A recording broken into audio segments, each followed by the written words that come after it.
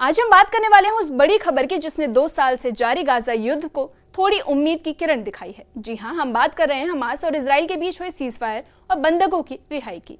2 साल तक चली इस जंग में लाखों जिंदगियां तबाह हुई, लेकिन अब आखिरकार 20 बचे हुए जिंदा बंधक रिहा कर दिए गए हैं। ये वो लोग हैं जो अक्टूबर 2023 के हमले के बाद से हमास के कैद में थे। आज हम आपको आसान भाषा में समझाएंगे कि क्या ये डील है, किन शर्तों पर हुई, किसने क्या कहा और इस पूरे युद्ध के बाद अब गाजा और इजराइल के रिश्तों का आगे क्या होगा। न्यूज़ 18 के सोशल मीडिया प्लेटफॉर्म पर आपका स्वागत है। मैं आपके साथ साइमा परवीन। सबसे पहले आपको बता दें कि मामला क्या है। दरअसल कहानी की शुरुआत होती है अक्टूबर 2023 से, जब हमास ने इजराइल पर एक बड़ा हमला किया था। उस दिन करीब 1200 लोग मारे गए और 251 लोगों को बंधक बना लिया गया और उसी दिन से जंग छिड़ी जो पूरे 2 साल तक चली। अब 2 साल बाद भी दोनों तरफ से जबरदस्त दबाव और अंतर्राष्ट्रीय दखल के बाद आखिरकार सीज फायर की डील बन चुकी है और इसके तहत हमास ने अपने पास रखे सभी 20 जिंदा बंधकों को छोड़ दिया है। और यह खबर सिर्फ इजराइल ही नहीं बल्कि पूरी दुनिया में राहत की सांस लेकर आई है। आपको बता दें कि सोमवार को जब हमास ने आखिरी 20 बंधकों को रिहा किया तो पूरा इजराइल खुशी से झूम उठा। ये वो पल था जिसका इंतजार उसके परिवार 2 साल से कर रहे थे। बंधकों को रेड क्रॉस की निगरानी में लाया गया और फिर इजराइल की सीमा में प्रवेश कराया गया। उनके मेडिकल चेकअप किए गए और फिर परिवार से मिलवाया गया। तेल अवीव के चौक में जब लोगों ने ये खबर सुनी तो वहां के माहौल में खुशी और आंसू दोनों मिल गए। वहीं रिहा किए गए सभी 20 बंधक पुरुष थे, जिनमें कुछ जवान सैनिक, कुछ नागरिक और कुछ सेवक वर्ग के लोग शामिल थे। इन बंधकों में 28 वर्षीय जुड़वा भाई गाली और जिब बर्मन भी शामिल थे, जिनकी तस्वीर सोशल मीडिया पर वायरल हो गई है। दोनों को अलग अलग रखा गया था, लेकिन अब वो घर लौट चुके हैं और एक दूसरे से मिलते हुए उनकी तस्वीर इजराइल की नई उम्मीद बन गई है। अब बात करते हैं इस डील के दूसरे हिस्से की, क्योंकि हमास ने बंधक छोड़े तो इजराइल ने भी कुछ कैदियों को रिहा करने का वादा किया है।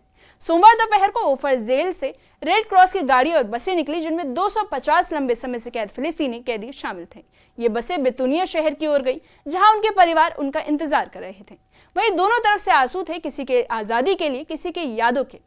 गाजा की हालत आज भी बेहद खराब है और 2 साल की इस जंग ने वहां की जिंदगी तबाह कर दी है। आपको बता दें कि 90% आबादी बेघर हो चुकी है। खाने और पानी की भारी कमी है और कई इलाकों में तो भूखमरी जैसी स्थिति बनी हुई है।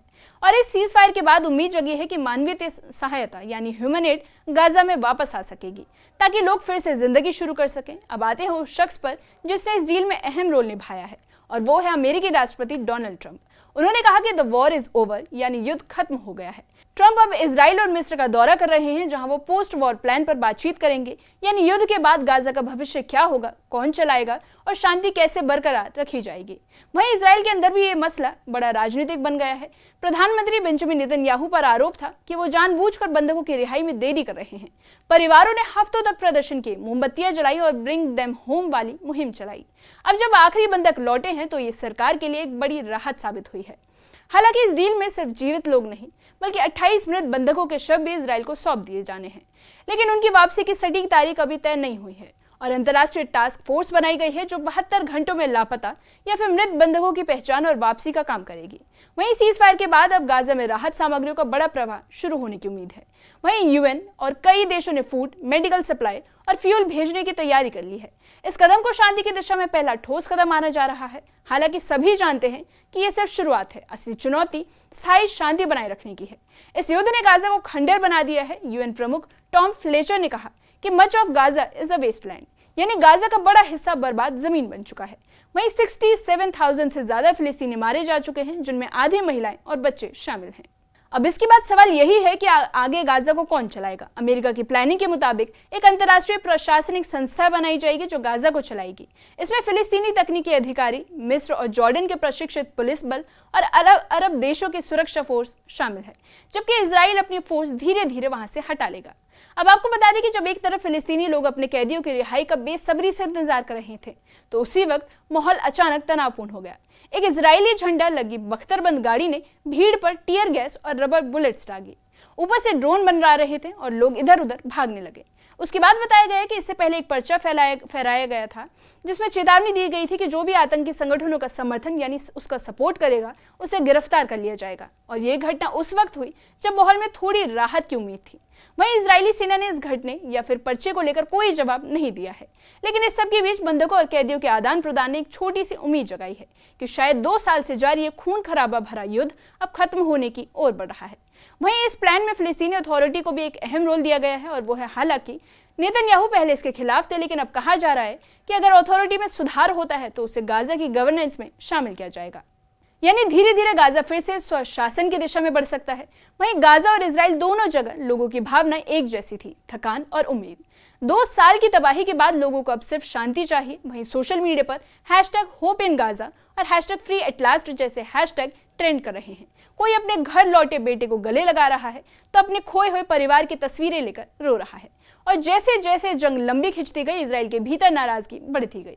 प्रदर्शनकारियों ने प्रधानमंत्री बेंजामिन नेतन्याहू पर आरोप लगाया कि वो राजनीतिक फायदे के लिए बंधकों की रिहाई में देरी कर रहे हैं। वहीं नेतन्याहू ने हमास पर जिद का आरोप लगाया और आखिरकार अंतर्राष्ट्रीय दबाव और इजराइल की बढ़ती अलगाव की स्थिति के बीच पिछले हफ्ते दोनों दुश्मनों ने सीजफायर पर सहमति जता दी है। और अब जब बंधकों की रिहाई पूरी हो चुकी है तो इजराइल के लिए युद्ध का सबसे भावनात्मक चैप्टर लगभग खत्म हो चुका है। हालांकि 28 मृत बंधकों के शवों की वापसी को लेकर अभी भी स्थिति डाउटफुल बनी हुई है। वहीं इजराइल के अधिकारी गाल हिर्श ने बताया कि एक अंतर्राष्ट्रीय टीम बनाई गई है जो 72 घंटे के भीतर लापता या मृत बंधकों का पता लगाएगी। वहीं खान यूनिस में कैदियों की रिहाई की तैयारियां जोरों पर है। फिलिस्तीनी कैदियों की रिहाई की सटीक तारीख अभी तय नहीं हुई है और इस समूह में 250 लोग शामिल हैं जो इजराइल पर हमलों के लिए आजीवन सजा भुगत रहे हैं।